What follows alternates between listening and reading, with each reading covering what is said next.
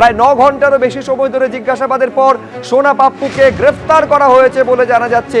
3 মাসেরও বেশি সময় ফেরার থাকার পর সোনা পাপ্পু আজকে সিজিও কমপ্লেক্সে এসে পৌঁছয়। ইডির তলবে সিজিও কমপ্লেক্সে এসে পৌঁছয়, ম্যারাথন জিজ্ঞাসাবাদ করা হয় এবং একাধিক প্রশ্নের মুখে উত্তর এড়িয়ে যাচ্ছিলেন সোনা পাপ্পু বলে খবর পাওয়া যাচ্ছিল। আর এই মুহূর্তে খবর পাওয়া যাচ্ছে সোনা পাপ্পুকে গ্রেফতার করলো এনফোর্সমেন্ট ডিরেক্টরেট। আমি আরো বিস্তারিত এই নিয়ে জানবো, সরাসরি প্রকাশ সিনহা আমাদের প্রতিনিধির সঙ্গে রয়েছেন। প্রকাশ, যে সোনা পাপ্পু আমরা শোনাচ্ছিলাম যে কিছুক্ষণ আগে বলছিলেন যে ইডির সঙ্গে দেখা করতে এসেছেন, সেই সোনা পাপ্পুকে গ্রেফতার করলো ইডি। দেখো, তোমাকে প্রথমে বলে দিই শুভ্রজিৎ যে আজকে সোনা পাপ্পুকে কিন্তু কোনো নোটিশ পাঠানো হয়নি। সোনা পাপ্পু নিজেই ইডি দপ্তরে হাজিরা দিয়েছিল। এর আগে 6 বার তাকে নোটিশ পাঠানো হয়েছিল, কিন্তু প্রত্যেকবার সোনা পাপ্পু হাজিরা এড়িয়েছে। আজকে সারাদিন ধরে তাকে দফায় দফায় জিজ্ঞাসাবাদ করা হয়। ইডি সূত্রের খবর, প্রত্যেকটি প্রশ্নের উত্তর সে এড়িয়ে যাচ্ছিল। তাকে যখন প্রশ্ন করা হয় যে জয়কান্দারের সঙ্গে তার যে আর্থিক লেনদেনের তথ্য ইডির কাছে রয়েছে, সেটা পুরোপুরি কিন্তু সোনা পাপ্পু ডিনাই করে এবং বলে যে তার সঙ্গে কোনো আর্থিক লেনদেন ছিল না।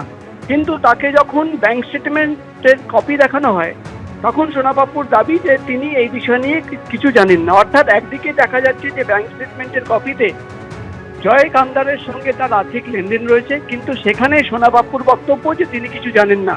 অর্থাৎ ইডি আধিকারিকরা মনে করছিলেন যে সোনা পাপ্পু তথ্য গোপন করছে, বিভ্রান্ত করার চেষ্টা করছে এবং নন কোঅপারেট ছিল। অর্থাৎ সোনা পাপ্পু, তোমার মনে থাকবে তার বাড়িতে যখন তল্লাশি অভিযান চালানো হয় এবং তারপরেই কিন্তু একাধিক তথ্য সামনে আসে এবং সেই তথ্য সামনে রেখেই কিন্তু তাকে দফায় দফায় বারবার নোটিশ পাঠানো হচ্ছিল।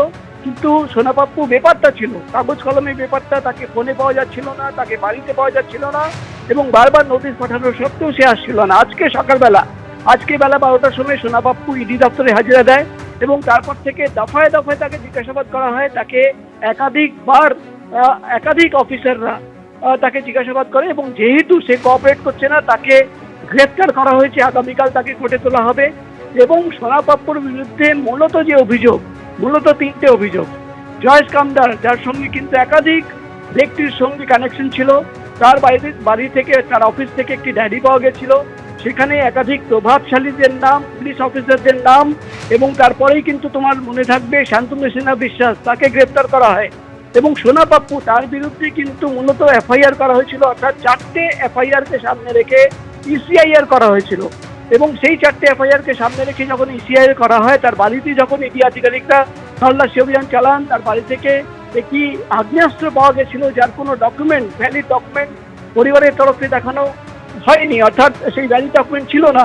তারপরেই কিন্তু ইডি আধিকারিকরা তদন্ত শুরু করেন, আর্থিক লেনদেনের তথ্য সামনে আসে এবং সোনা পাপ্পুর একাধিক জায়গায় যে সম্পত্তি রয়েছে তার একটি তালিকা তৈরি করা হয়। অর্থাৎ যেটা ইডি তরফে দাবি করা হচ্ছে যে প্রোটেকশন মানি হিসেবে সে যে টাকা পেত, সেই টাকা দিয়েই কিন্তু একাধিক জায়গায় বিপুল সম্পত্তি তৈরি করেছে। এমনকি তার যে নিজের বাড়ি, ফান রোডের যে নিজের বাড়ি, সেখানেও কিন্তু কিভাবে টাকা এসেছিল, সোর্স অফ ইনকাম কি ছিল, সেই সমস্ত তথ্য সামনে রেখে তাকে জিজ্ঞাসাবাদ করা হচ্ছিল। এবং তোমার মনে থাকবে শুভ্রজিৎ যে গতবার কোর্টে শুনানির সময় ইডি তরফে দাবি করা হয়েছিল যে কাউন্সিলররা, একাধিক ওয়ার্ডের কাউন্সিলররা, তারা সোনা পাপ্পু এবং তাদের মতন ক্রিমিনালদের সামনে রেখেই কিন্তু গোটা তোলাবাজির র্যাকেট অপারেট করা হতো।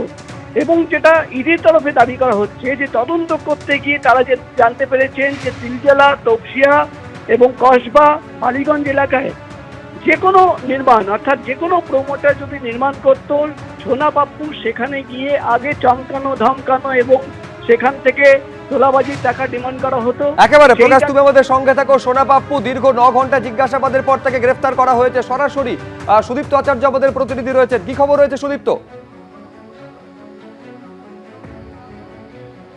একদমই, যেটা জানা যাচ্ছে ইডি সূত্রে যে তদন্তে অসঙ্গতি, তদন্তে অসহযোগিতা এবং যে প্রশ্নগুলো করা হয়েছিল, যে উত্তর সোনা পাপ্পু ওরফে বিশ্বজিৎ পোদ্দার দিয়েছেন, তার মধ্যে অনেক অসঙ্গতি আছে এবং সেই কারণেই কিন্তু তাকে গ্রেপ্তার করা হয়েছে।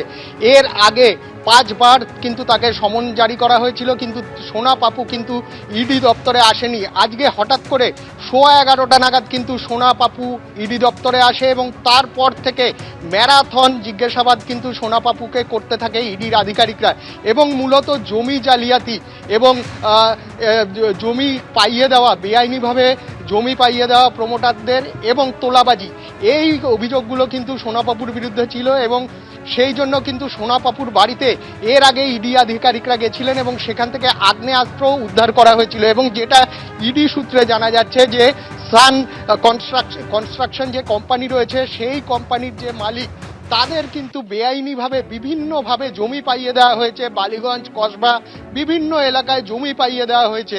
এবং সেই কারণেই কিন্তু তাদের স্ক্যানারে কিন্তু সোনা পাপু চলে আসে, কিন্তু সোনা পাপু কিন্তু ইডির মুখোমুখি হতে চাইছিলেন না। যদিও সোনা পাপু কিন্তু আজকে যখন ইডি দপ্তরে আসেন তখন কিন্তু সোনা পাপু কিন্তু সংবাদ মাধ্যমকে জানান যে সে তার বাড়িতেই ছিল, কিন্তু আমরা যেটা জানি এপ্রিল মাসে কিন্তু সোনা পাপুর বাড়িতে ইডি আধিকারিকরা গেছিলেন, কিন্তু তাদের কিন্তু সোনা পাপুর মুখোমুখি তারা হতে পারেননি। এবিপি আনন্দ এগিয়ে থাকে, এগিয়ে রাখে।